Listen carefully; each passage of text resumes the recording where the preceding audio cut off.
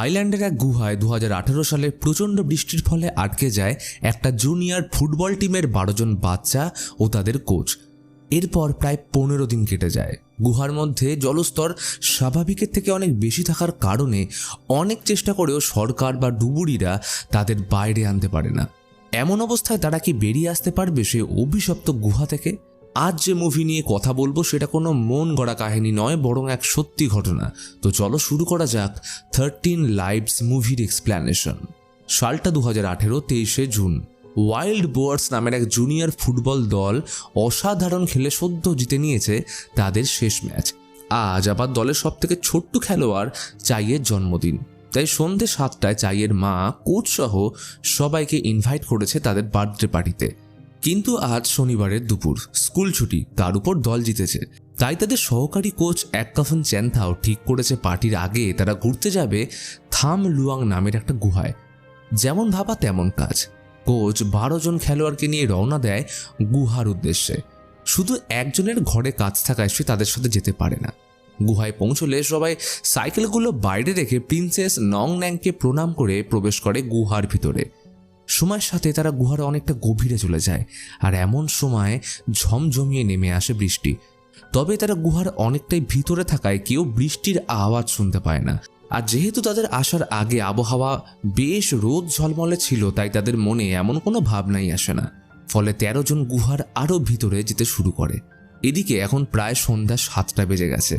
চাইয়ের বাড়ির বার্থডে পার্টিতে এতক্ষণে 12 জন ছেলের বাবা মা ও দলের আরেকজন উপস্থিত হলেও কোচ সহ বাকি 12 জন এখনও ফিরে আসেনি। একই বাইরে বৃষ্টি পড়ছে, তার উপর বাড়ি ফিরতে দেরি হয়েছে। স্বাভাবিকভাবেই চাইয়ের বাবা মার চিন্তা হতে শুরু করলে দলের যে ছেলেটি তাদের সাথে যায়নি সে জানায় যে কোচ সহ পুরো দল থাম লুয়াং গুহা দেখতে গেছে।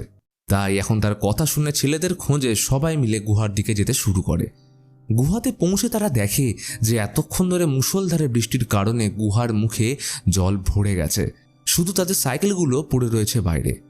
বুঝতে বাকি থাকে না যে ভারী বৃষ্টির কারণে তারা গুহার মধ্যেই আটকে গেছে। এই কারণে কোচ সহ ছেলেদের উদ্ধার করার জন্য তারা সঙ্গে সঙ্গে খবর দেয় জরুরি পরিষেবাকে।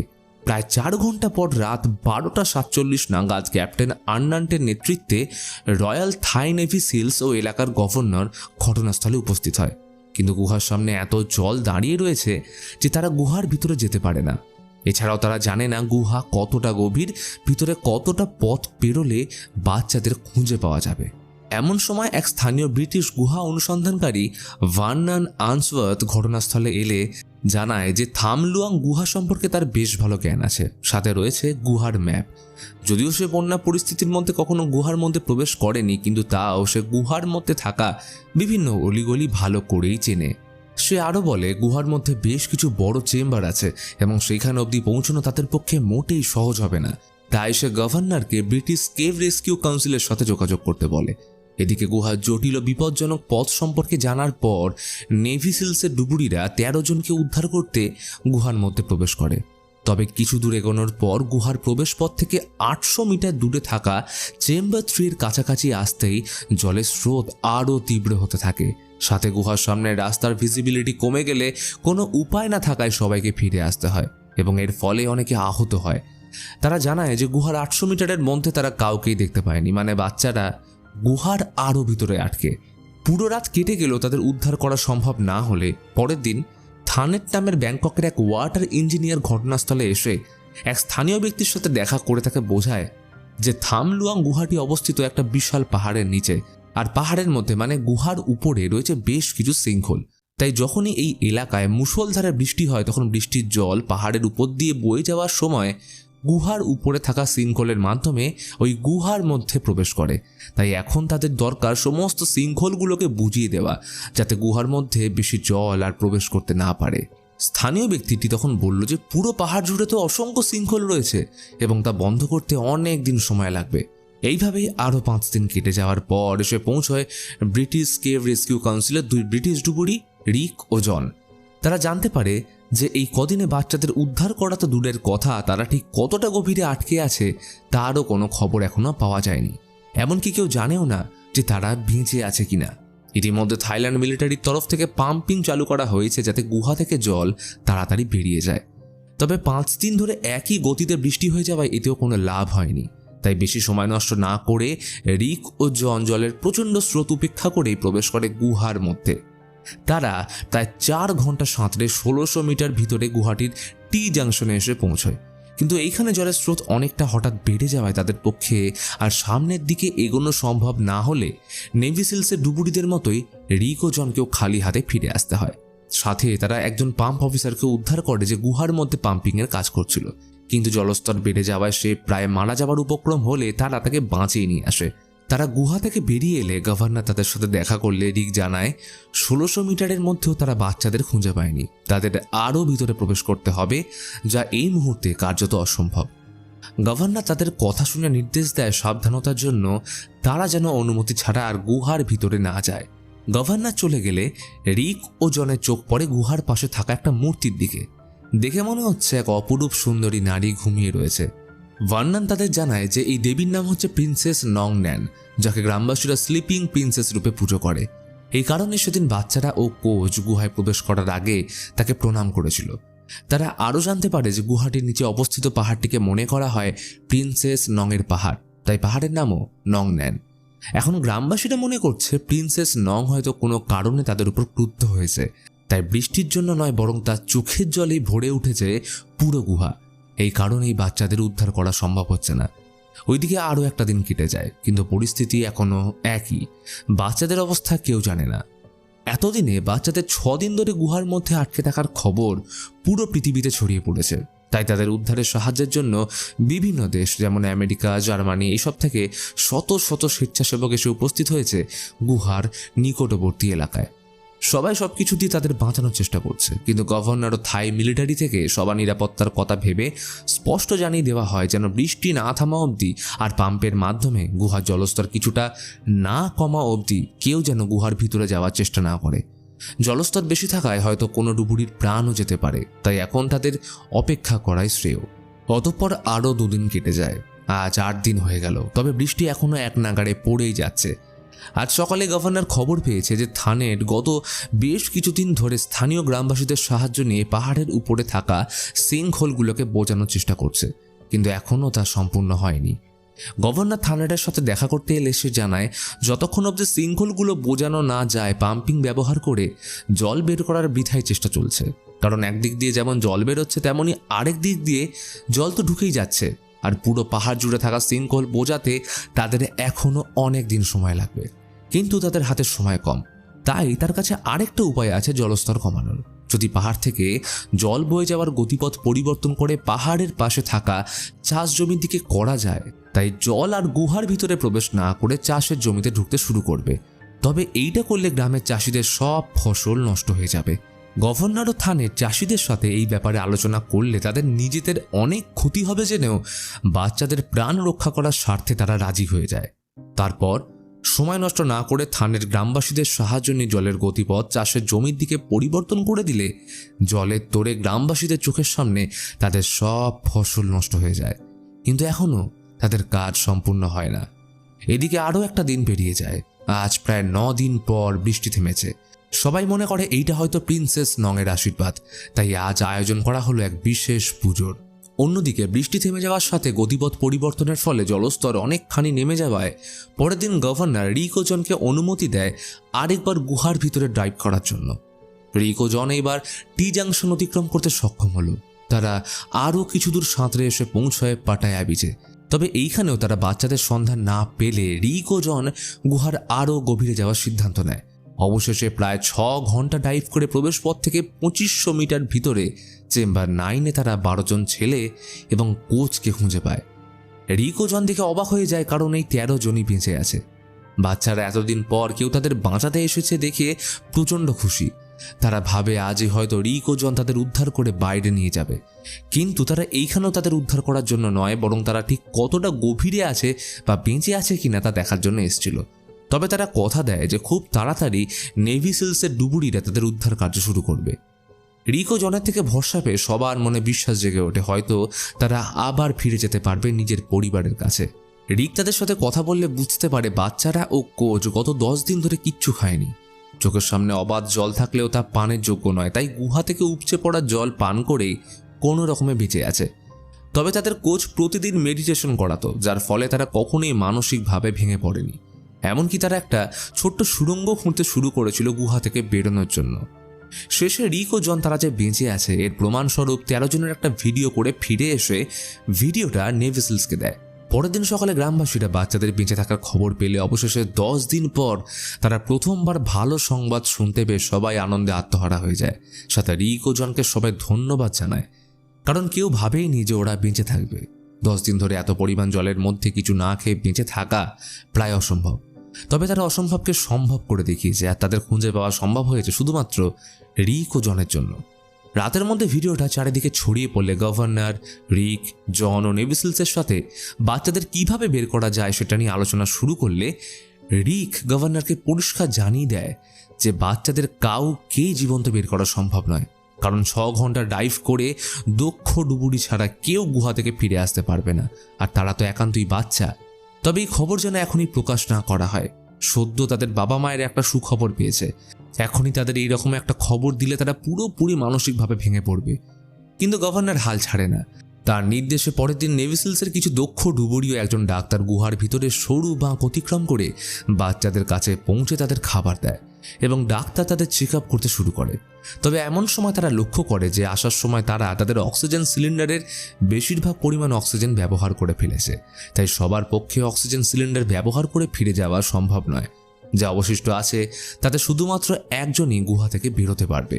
তাই তারা একজনকে পাঠিয়ে দলের বাকি সদস্যদের খবর দেয় যে গুহাতে এখনও পর্যন্ত অক্সিজেনের অভাব রয়েছে এবং আরও সিলিন্ডার না পাঠালে তারা কোনোভাবেই বেরোতে পারবে না।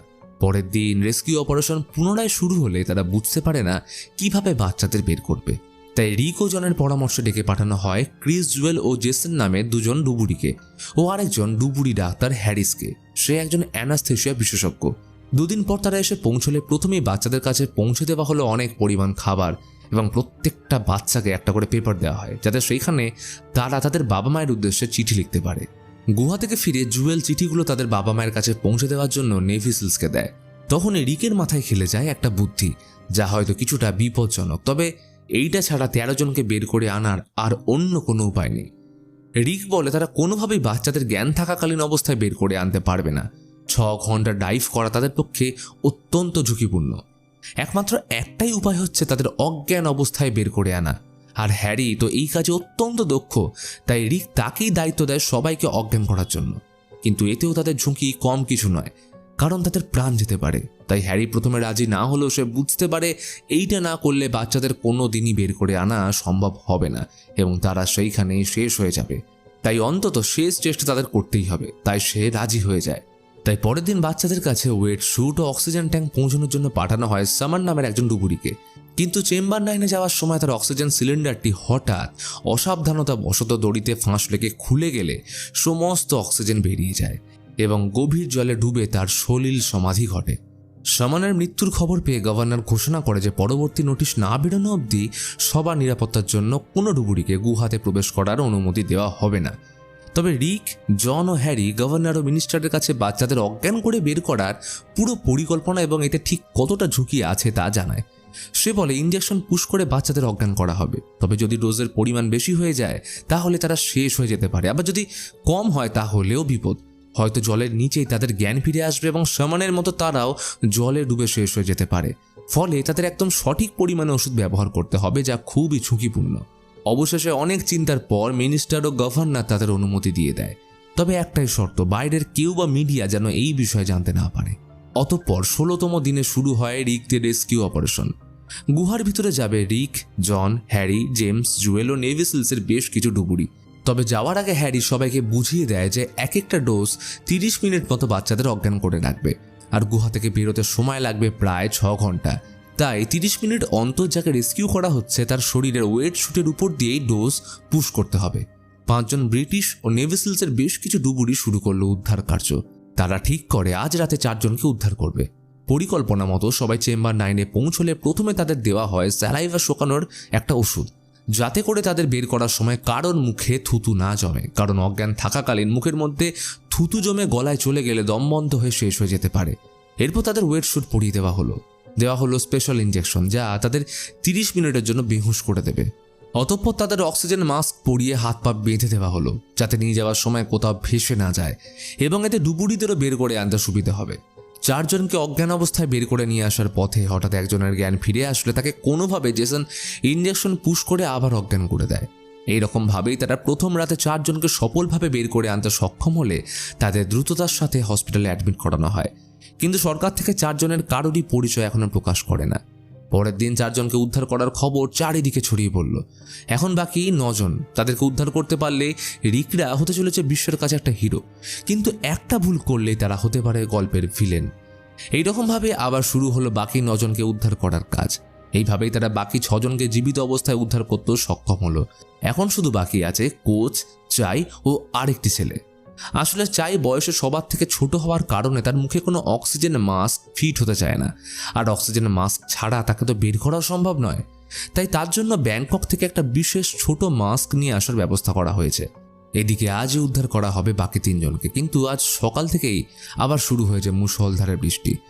ওদিকে থানেট ও গ্রামবাসীরা পাহাড়ের গতিপথ পরিবর্তন করলেও এখনও তাদের কাজ পুরোপুরিভাবে শেষ না হওয়ায় এবং প্রবল বৃষ্টির কারণে পাহাড়ের মধ্যে থাকা সিঙ্কহোল দিয়ে পুনরায় জল ঢুকতে শুরু করলে গুহার জলস্তর আবার বেড়ে চলে। তবুও তারা জোর কদমে চেষ্টা চালিয়ে যায় গতিপথ সম্পূর্ণভাবে পরিবর্তন করার। অন্যদিকে এত জলের মধ্যে চেম্বার 9 অবধি পৌঁছে তাদের অজ্ঞান করে নিয়ে আসা অত্যন্ত ঝুঁকিপূর্ণ হলেও ডুবুরিরা তাদের উদ্ধার করতে বদ্ধপরিকর। তাই তারা জীবনের পরোয়া না করে প্রবেশ করে গুহাতে এবং তারা চেম্বার 9-এ পৌঁছে জুয়েল একজনকে নিয়ে বেরিয়ে আসতে শুরু করে। এখন পড়ে থাকে শুধুমাত্র চাই ও কোচ। জেসন ব্যাংকক থেকে আনা মাস্ক চাইয়ের মুখে ফিট করাতে চাইলেও দেখে যে এইটা তার মুখে ঠিকঠাকভাবে ফিট হচ্ছে না। তবে এইবার যেভাবেই হোক তাকে বের করতে হবে, কারণ একই জলস্তর বাড়ছে, বৃষ্টি কবে থামবে কেউ জানে না। এখন যদি চাইকে বের করা সম্ভব না হয় তাহলে সে আর কোনো দিনই বেরোতে পারবে না। তাই জেসন কোনো রকমের চাইয়ের মুখে মাস্ক ফিট করিয়ে তাকে অজ্ঞান করে গুহার বাইরে নিয়ে যেতে শুরু করে। জেসন চাইকে নিয়ে চলে যাওয়ার কিছুক্ষণ পরেই রিক কোচকে নিয়ে বেরোতে আরম্ভ করলে সে একটু দূরে এসে দেখে যে জুয়েল যে ছেলেটাকে নিয়ে আসছিল তার দড়ি ছিঁড়ে যাওয়ায় সে চেম্বার 4-এ তাকে নিয়ে বসে আছে। আসলে এই দড়ির মাধ্যমেই তারা জায়গা চিনে যাওয়া আসা করতে পারত। বলা যেতে পারে এটা একটা ম্যাপের মতো কাজ করছিল, কিন্তু এখন দড়িটা ছিঁড়ে যাওয়ায় সে তাকে নিয়ে আর এগোতে পারছে না। জুয়েল প্রচণ্ড ভয় পেয়ে যায়। সে ভাবে হয়তো ছেলেটাকে নিয়ে আর বেরোতেই পারবে না, কিন্তু তখন রিক তাকে পরামর্শ দেয় যে হ্যারি কিছুক্ষণের মধ্যে নিতে আসবে এবং সে যা বলবে জুয়েল যেন তা মেনে চলে। এরপর রিক কোচকে নিয়ে চলে গেলে একটু পরে হ্যারি এসে জুয়েল ও শেষ বাচ্চাটিকে জীবন্ত অবস্থায় উদ্ধার করতে সক্ষম হয়। অবশেষে ঠিক মহাভারতের যুদ্ধের মতোই 18 দিন পর navy SEALs, British cave rescue council, থানেট, সরকার, মিলিটারি ও সর্বোপরি গ্রামবাসীদের অসীম প্রচেষ্টা ও বলিদানের পর অসম্ভব কাজটা সম্ভব হয়ে ওঠে। একসময় ভাবছিল হয়তো একজনকেও বাঁচানো যাবে না, কিন্তু এখন তারা 13 জনকেই ফিরিয়ে আনতে সক্ষম হয়েছে। গভর্নর প্রেসের সামনে প্রতিটা দেশকে তাদের এত বড় বিপদে পাশে থাকার জন্য ধন্যবাদ জানায় এবং জন, রিক সহ পুরো দল ব্রিটেনে ফিরে যায়। এদিকে 12 জন বাচ্চার মা বাবা হসপিটাল আসে তাদের সাথে দেখা করতে এবং সবাই সুস্থ হয়ে যাওয়ায় কোচ সহ সবাই চাইয়ের জন্মদিনের অনুষ্ঠান সেলিব্রেট করে, যেটা তাদের গুহায় যাওয়ার দিন করার কথা ছিল। সাথে কোচ ও 3 জন বাচ্চা যারা অন্য দেশ থেকে থাইল্যান্ডে মাইগ্রেট হয়ে এসেছিল তাদের থাইল্যান্ডের নাগরিকত্ব দেয়া হলো।